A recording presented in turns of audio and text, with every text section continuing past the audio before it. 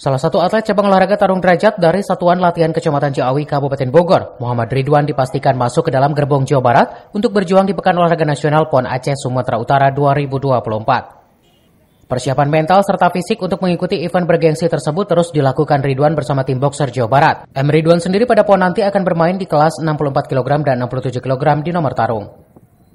Sebelumnya, atlet tarung derajat kebanggaan Kabupaten Bogor ini juga telah mengharumkan nama daerah di Porprov Jabar 2022 di Bekasi, di mana ia berhasil mempersembahkan medali emas untuk Kabupaten Bogor.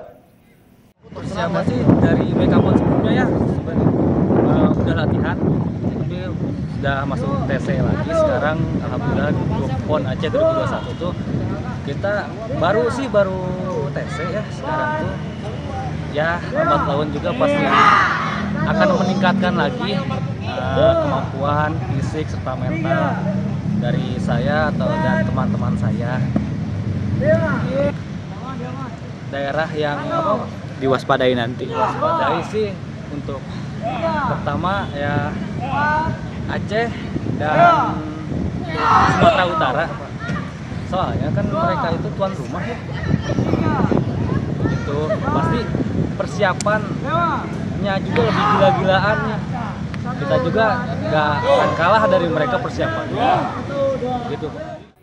Dari Kabupaten Bogor, CV Suryadi melaporkan.